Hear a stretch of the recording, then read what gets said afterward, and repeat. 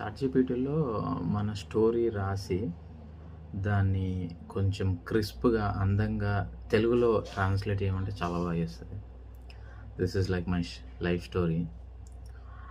పల్లె గాలెల్లో అమ్మమ్మ, అమ్మ ప్రేమతో పెరిగిన నా బాల్యం.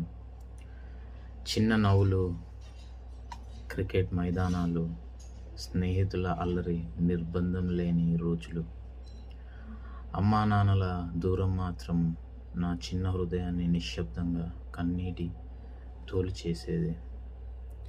10వ తరగతి ముగిసేలోపే జీవితం నన్ను పెద్దవాడిని చేసింది. నాన్న ప్రమాదం, హైదరాబాద్ గందరగోళం, పగలు పని, రాత్రి చదువు, కుటుంబాన్ని నిలబెట్టాలనే నా చిన్నపాటి యుద్ధం.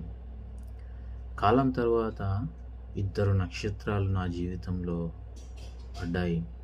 నా పిల్లలు.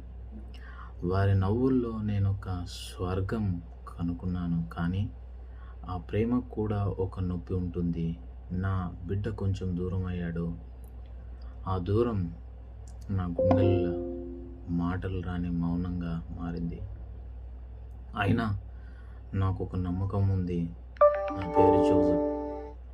దేవుడు ఆ జోసెఫ్‌ని వదలలేదు.